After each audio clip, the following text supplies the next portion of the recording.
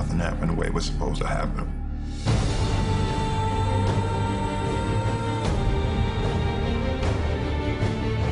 You ain't good enough. I'm not quitting. In what you've done with your life thus far, is it giving you what you want?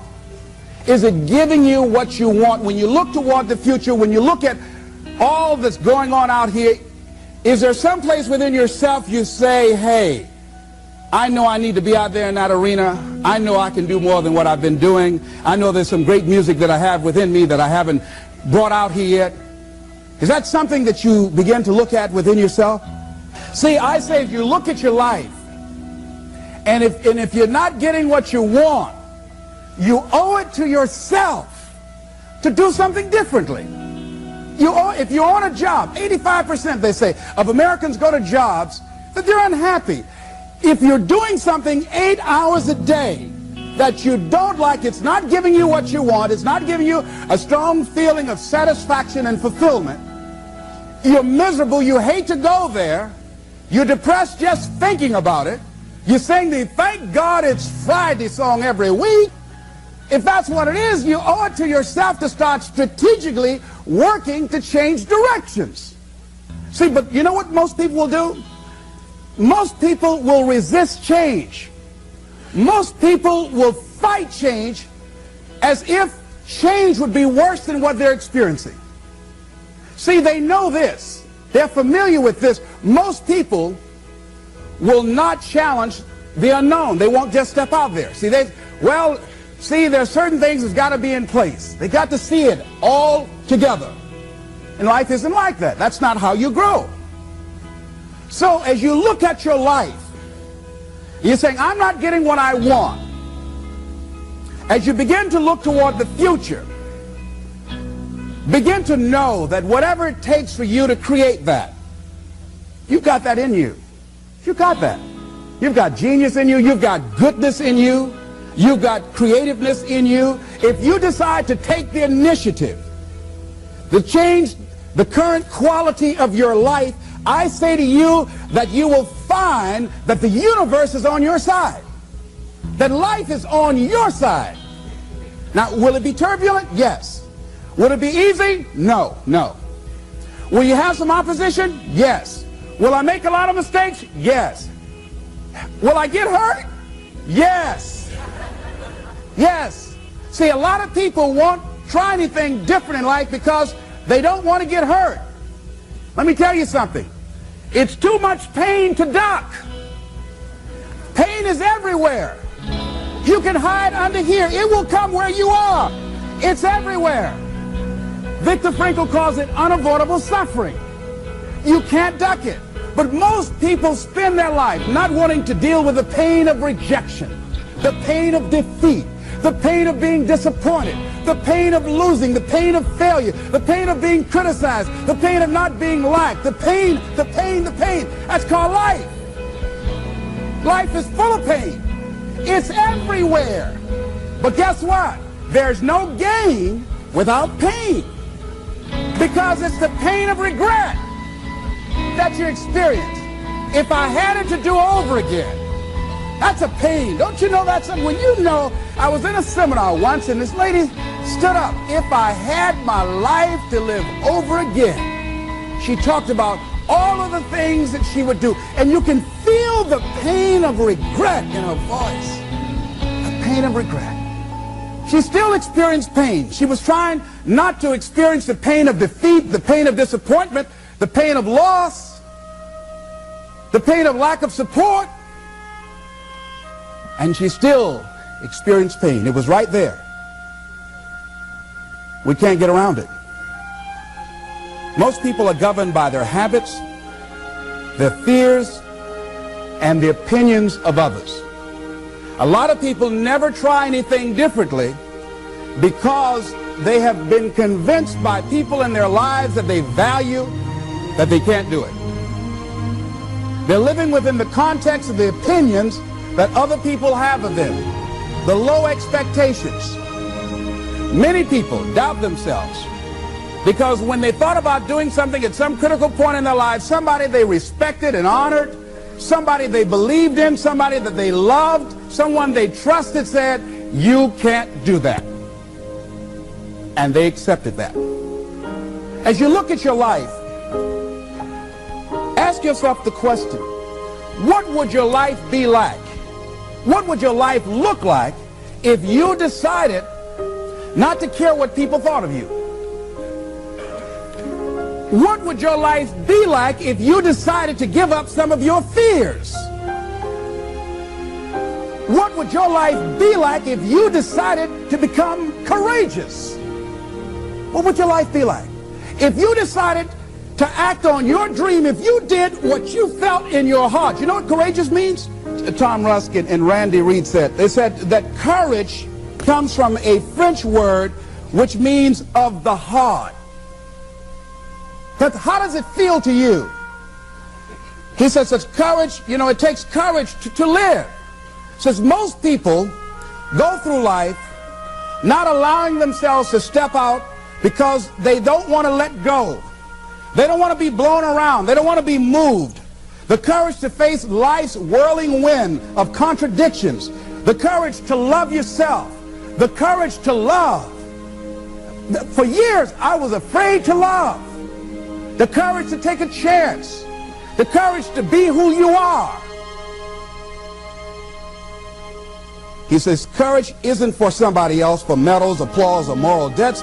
Courage is what at that moment feels most right for you.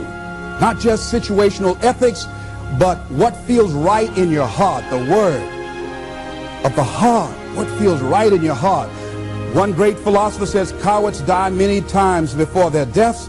The valiant never taste of death but once. What does that mean? That valiant people aren't afraid? No, no, no. It means that they experience that fear and they move forward. They move forward anyhow. Many people are dead now. Many people are allowing their dreams to die. Many people are allowing their ideas to lie dormant and collect dust. Many people have all this talent and ability that they are allowing to be buried inside of them, that they will take with them to their graves because they didn't have the courage to be who they are. And I say, as you begin to look toward the future and manifesting your greatness, it's going to take everything in you, that your life deserves the concentrated effort to begin to look at how is it that I can express more of me? How is it that I can bring my ideas out here now? How is it? And start living with a sense of urgency, because you're here today, you're gone today. Life is unpredictable. It's uncertain. There are no guarantees. No guarantees out here at all. So holding back, what are you waiting on? Ask yourself, what's the benefit of your waiting? What's the benefit of your not living your dream? What's the benefit of not listening to yourself? Oh, please, listen to yourself. You know the feelings. If you start listening to the feelings in your heart, and I'm doing it now more every day, I find that my feelings, I can trust them.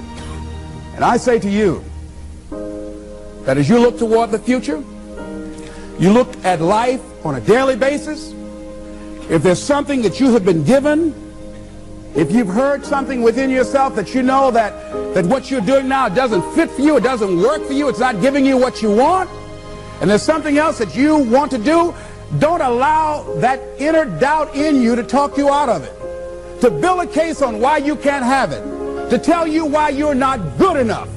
You ignore that inner voice and all of the external voices. Don't judge the possibilities for what you can do based upon the circumstances, because the circumstances won't determine who you are.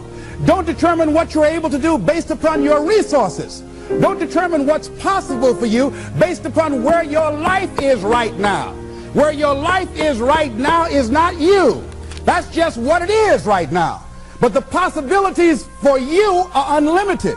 If you're in a rebuilding process, it's unlimited. If you're coming back from adversity and devastation, it's unlimited of what you can do. That's the capacity of human beings. It doesn't matter how many mistakes you've made. It doesn't matter how many flops you've had. It doesn't matter how much money you've lost. In fact, I see it only as an investment of what you learn from life. Not losses, but investments of what's possible for you. And I say to you that once you start listening to yourself, and as you begin to act on your dream, as you start just trying to find your way, doing what you can with what you have, you will start seeing things opening up for you. You'll start attracting people. You say, where'd they come from? Things will start coming together, clicking for you. You say, whoa. You start brainstorming. Ideas will come out of nowhere as you focus on it. The key to it is to begin to focus on what it is you want to do. Why, Les? Why is that important? Because as you focus on that which you want to do, that which we focus on, that which we give our energy to, it will begin to multiply. It will begin to expand. It will begin to develop your consciousness. And out of that comes your greatness. Out of that comes a commitment. Out of that comes a passion for life. Out of that comes a special power that you have in you that you haven't even called on yet. See, the powers that we have will never reveal themselves if we don't challenge them, if we don't put ourselves in a position where we have to use them. So one of the most important things is reading a book that's a really interesting book called Instant Millionaire, and the guy said, put yourself in a position where you can't retreat, where it's do or die, sink or swim. Here's what you'll find out. You'll develop incredible swimming skills. You'll find yourself stroking unlike you've ever seen before. Through the inspiration of desperation, you'll become more creative than ever before. So what is it? How do we handle that whole piece? Throw your whole self into it. See, most people go at it tentatively. They don't give all their stuff. They don't concentrate. They don't put everything they've got in them. One guy wrote a book called All You Can Do Is All You Can Do. And all you can do is enough. But he said, make sure you do all you can do. And if we're honest this evening, we know that we haven't done all we can do. So as we look at the future, we can decide that from this day forward, as I look at my personal relationships, if I look at my professional relationships, if I look at my family relationships, as I look at all the dimensions of my life, looking at myself mentally, emotionally, and spiritually, I'm going to do all I can do to develop me, to bring my talent out here, to make a contribution to life.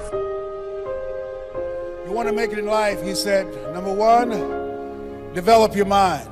You don't get in life what you want, you get in life what you are.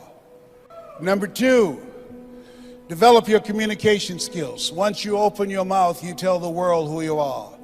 Three, practice the principle of OQP, only quality people. Let us say together, only quality people. As you think about your goals and dreams, this is not for everybody. You want to build an organization with only quality people. Not people who need more, but people who want more. You want to surround yourself with people that are hungry. People that are hungry are willing to do the things today others won't do in order to have the things tomorrow others won't have. People that are hungry do what they know, not what they feel. See, I didn't do this for years because I knew it would be hard. And Mr. Washington said something to me. Mike Williams, my mentor, you want to go online and find his book, The Road to Your Best Stuff. He said something that grabbed me, and I want you to put this someplace where you can see it. See, you build this business through persistence. You got to affirm, I will persist until I succeed. You build it through patience. It takes time to grow orchids. It's faster to grow roses, but orchids, that takes time. You have to have persistence, you have to have patience and perseverance. It takes courage to come back again and again and again. Because in order to build the business, it's hard work. It's H-A-R-D and H-E-A-R-T. Are you with me there? Write this down. If you do what is easy, your life will be hard. But if you do what is hard, your life will be easy.